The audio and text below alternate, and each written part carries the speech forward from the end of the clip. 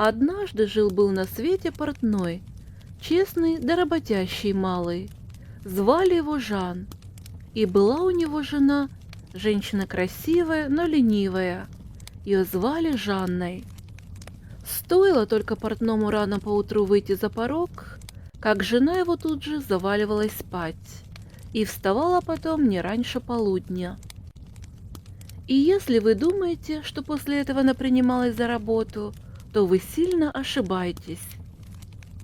Вначале она сытно завтракала, а потом выходила на улицу и болтала со всяким, кто только попадался ей на пути. Домой она каждый раз возвращалась незадолго до прихода Жана и усаживалась за прялку, делая вид, что усердно работала весь день. Жан, будучи человеком простым и незлобным, даже помыслить не мог, что его обманывают. И вот однажды обратился Жан к своей жене. «Знаешь что, милая женушка, завтра я, пожалуй, не пойду на работу. Вместо этого мы станем с тобой пораньше и отправимся торговать на рынок пряжей, которую ты наплела уже немало». Тут-то Жанна и поняла, что попалась. Но делать нечего, согласилась она с мужем, а сама, как только он заснул, кинулась к соседке, на весь город славящейся своей хитростью да изворотливостью. «Ах, дорогая моя кумушка!» — начала со слезами на глазах Жанна. «Мой муж хочет завтра идти на рынок и продавать ту пряжу, что я должна была напрясть. Ты же знаешь, у меня и 3 мотков не наберется. И что же мне теперь делать? Как быть?» «Это ли горе?» — рассмеялась соседка. «Ты завтра с утра скажи ему вот что. Мол, наплела ты пряжи на целый город, но перед продажей решила ее просушить. Отнесла в пекарню, положила на ночь в печку. Да вот беда, самому-то пекарю ничего и не сказала. А он якобы встал с утра пораньше да затопил печь. Вся пряжа-то и сгорела». Очень такое объяснение понравилось Жанне. Утром она пересказала мужу все слово в слово. «Ну и глупая же мне досталась жена», — запричитал портной. «С такой женой и по миру пойти недолго. Ну да ладно, ты еще можешь исправиться. Вот тебе мешочек льняного семени. Посей его на заднем дворе, да сделай так, чтобы к моему возвращению лен уже взошел. Затем собери его, потереби, вычеши, вымочи и высуши как следует. А потом свяжи в пучки и снеси на чердак. А не сделаешь так, уйду от тебя». «Но, муженек мой дорогой», — запричитала ленивая жена, — «разве же это видано, чтобы лен за один день взошел?» «Видано или нет, но скажу тебе одно. Не сделаешь, как я велю, уйду, куда глаза глядят. Живи, как знаешь». На следующий день ленивая Жанна снова побежала к соседке и рассказала ей о своем горе. «Это ли беда? Помогу твоему горю», — сказала соседка и расхохоталась. «На, вот тебе 3 пучка льна. Развяжи их да раскидай по дороге, в поле да по забору. Как муженек твой вернется вечером, ты ему так и скажи, что наказ выполнила в точности, вот только налетел тут подлец вихрь и раскидал пучки льна, которые ты уже и сушить разложила. Если же он не поверит, то отведи его на улицу и покажи ему разбросанный лен». И снова ленивая Жанна осталась очень довольна советом. Она взяла у соседки 3 пучка льна и сделала в точности так, как ей было сказано. Вечером, как только Жан вернулся домой с работы, Жанна кинулась ему на шею со слезами на глазах. «Ах, горе, милый муженек!» — запричитала она. Посадила я рано утром лен, и к обеду он уже вырос. Я его собрала, обтрепала, вычесала, вымочила и только разложила сушить, как налетел вихрь и раскидал весь лен по городу. «Сдается мне, женушка, что все это ты выдумываешь», — проворчал портной. «Как же это выдумываю?» — воскликнула Жанна. «А ну-ка, пойдем со мной на улицу, сам все и увидишь». Делать нечего. Вышел портной вслед за женой на улицу, видит и правда. На деревьях да на заборе стебельки льна висят. «Бедный я человек», — вздохнул портной, «и такой урон в хозяйстве мне тяжело пережить. А посему пойду я жаловаться матери ветров. Не делай это, что сыновья ее бесчинство творят да беззаконие учиняют». Сказал так и собрался в путь-дорогу. Взял Жан с собой только свою сучковатую палку да несколько ячменных лепешек, а больше ему и взять-то оказалось нечего. Шел он не день и не два, но наконец пришел к горе, у подножья которой сидела огромная старуха. Сама она была ростом замковую башню. Руки ее были толщиной с вековые деревья, глаза метали молнии, а единственный черный зуб, что торчал во рту, размером был с двухэтажный дом. Испугался портной, но все равно почтительно поклонился и приветствовал старуху. «Здравствуйте, госпожа!» «И тебе здравствуй!» — отвечала ему старуха. «Куда путь держишь? Да чего ищешь в наших краях?» «Я ищу мать всех ветров». «Ну, значит, ты ее уже нашел, потому что я она и есть, а все ветра и вихри на свете — мои любимые дети. Чего тебе от меня нужно?» «Простите, госпожа, но я пришел попросить вас возместить те убытки, какие нанес мне один из ваших сыновей, неудержимый вихрь». «Что же произошло?» — воскликнула старуха. «Клянусь, если ты расскажешь всю правду, я сделаю так, что мой сын возместит тебе убытки, да еще и сверху накинет». «Я, госпожа, человек бедный, так что не судите меня строго. Произошло же вот что». И портной рассказал матери ветров ту сказку, которую услышал от своей жены, лентяйки Жанны. «Вот ведь незадача!» — воскликнула мать ветров и всплеснула руками, отчего бедный портной еле-еле удержался на ногах. «Но я заставлю своего сына все исправить. Пойдем ко мне в дом. И главное, что бы ни произошло, ничего не бойся». Портной послушался и пошел за матерью ветров в ее дом. Там она его накормила, напоила и развлекла разговорами до тех пор, пока на улице не послышался страшный вой. «А вот и мой сын домой спешит», — радостно воскликнула старуха. В ту же самую минуту дверь хижины с грохотом распахнулась, и в дом вошел сам вихрь. Жан так перепугался, что юркнул под стол, а вихрь потянул носом воздух и сказал: «Чую, чую, пахнет тут человеком. Эх, и славно я сегодня отужинаю».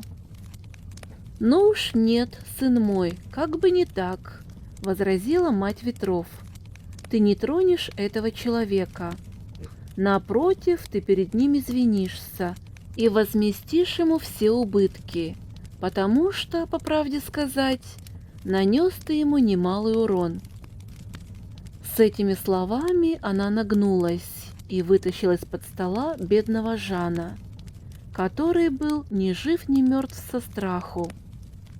«Я не понимаю, матушка, о чем вы говорите?» — возразил Вихрь. «А потому я все же съем этого человечка и утолю, наконец, тот дикий голод, что мучит меня уже с самого утра». И Вихрь шагнул уже было к Жану, желая претворить свою угрозу в жизнь, но тут дорогу ему заступила мать и грозно указала на мешок, что висел под самым потолком в одном из углов хижины. «А по-моему, ты есть не хочешь, а вон в том мешке посидеть. Давненько я тебя не наказывала как следует. Вот ты и распоясался не в меру».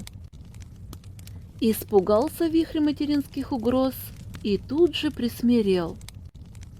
«Ну ладно», — сказал он Жану, — «давай выкладывай, что там у тебя за беда стряслась?» И рассказал Жан Вихрю все, что ему поведала жена, ленивая Жанна. Да жена тебя, похоже, обманула, простофиля ты этакий.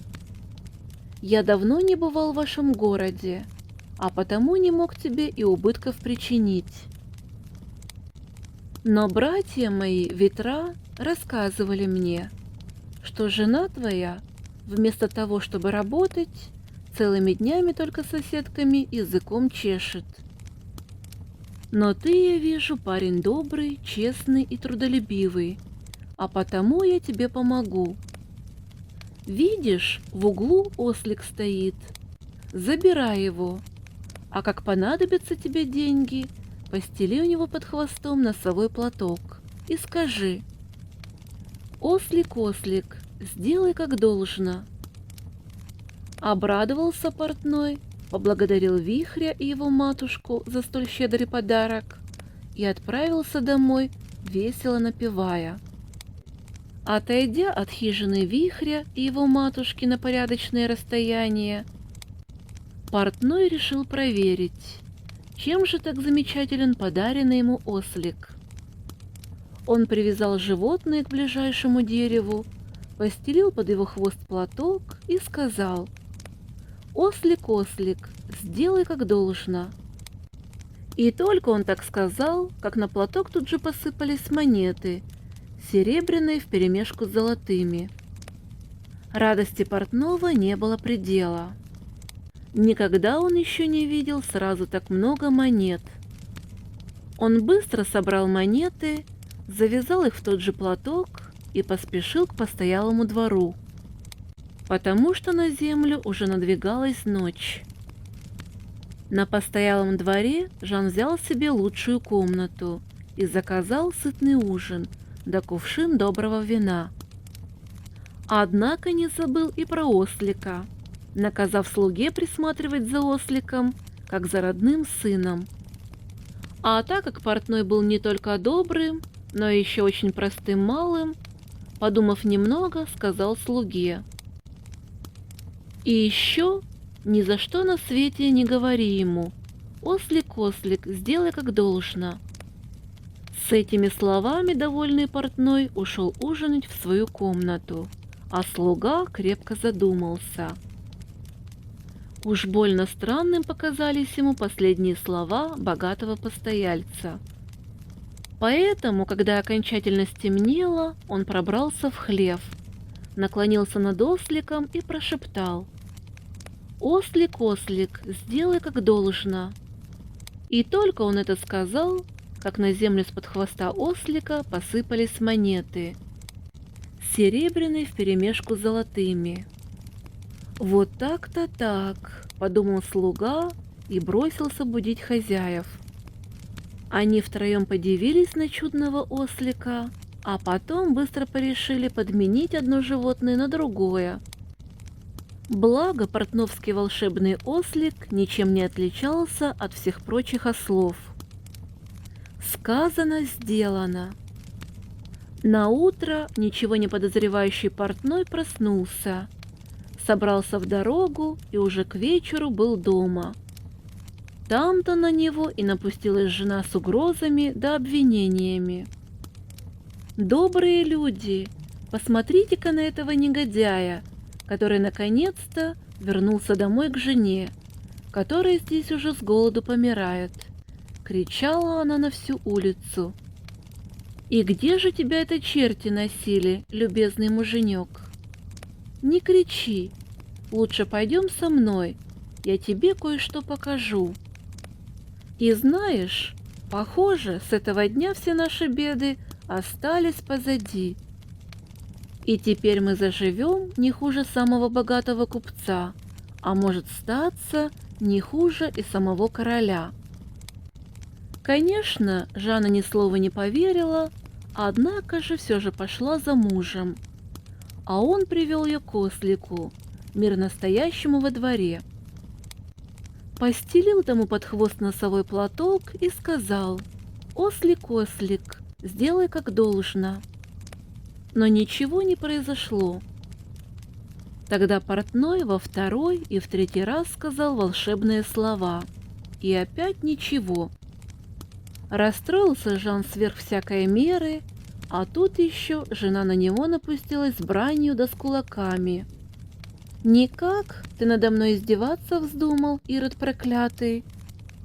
Ну, я тебе сейчас покажу, где раки зимуют, остолоп». С этими словами она схватила кочергу и принялась охаживать ею мужа по спине да по бокам. На силу бедный портной ноги унес. Шел по дороге и в конце концов решил вернуться к Вихрю и снова попросить его о помощи. Глядишь, Вихрь и его добрая матушка над ним снова жалятся. Стоило только портному показаться на пороге избушки матери ветров, как Вихрь встал из-за стола и сказал: «Не говори ничего, я везде летаю, все вижу, все слышу, а потому знаю, что стряслось. Обманули тебя злые люди, подменили ослика. Но не беда. У меня для тебя как раз одна чудесная вещица припасена. Держи вот эту скатерть. Как только проголодаешься, тут же расстели ее. И неважно, на столе или на голой земле. А расстелив, скажи: «Скатерть, скатерть, сделай как должно». И уж поверь мне, тех угощений и того вина, что она тебе предложит, сам король не видывал. Только смотри теперь в оба и не дай себя снова обмануть». Обрадованный Жан взял чудесную скатерть, попрощался с Вихрем и его доброй матушкой и пустился в обратный путь. Когда он порядочно уже отошел от хижины ветров, то расстелил прямо на голой земле скатерть и сказал: «Скатерть, скатерть, сделай как должно». И случилось настоящее чудо. Никогда еще бедный портной не видывал таких удивительных яств. Наевшись досыта, он свернул скатерть и пошел дальше. Как стало темнеть, дошел он до того же постоялого двора, что и в прежний раз. «Что ж, тут живут добрые люди», — подумал простак портной, — «тут-то я и остановлюсь».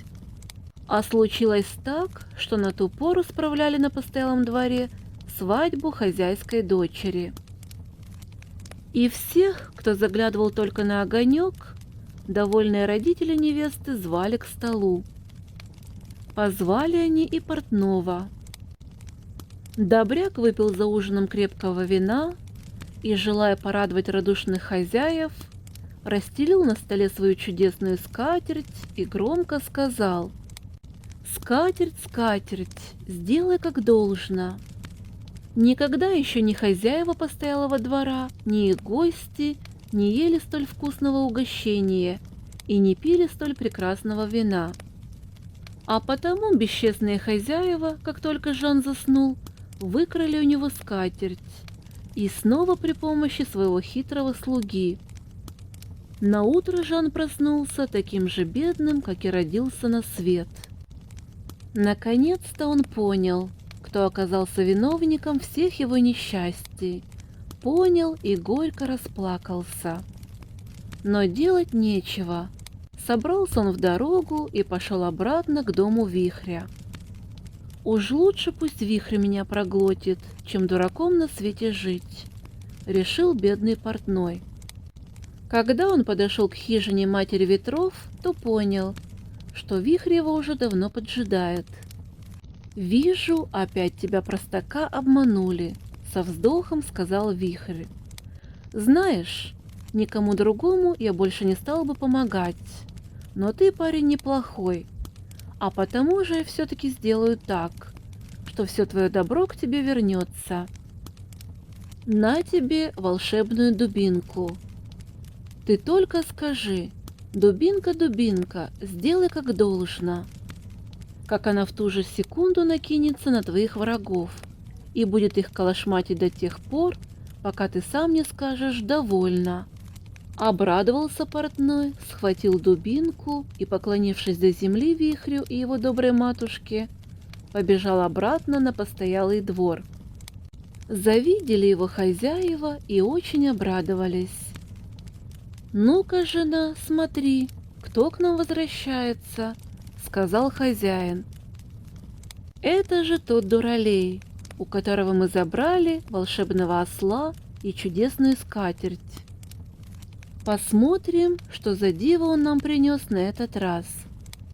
Хозяин с хозяйкой встретили бедного портного ласково и пригласили его отужинать с ними вместе, надеясь подпоить его и выведать что-нибудь интересное.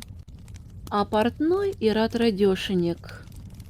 Когда же он от души наелся, то схватился за свою чудо-дубинку и быстро сказал: «Дубинка, дубинка, сделай как должно». Дубинка, как пустилась прохаживаться по спинам да по бокам хозяина с хозяйкой, да их бесчестного слуги. И где бы они ни прятались, везде их дубинка настигала.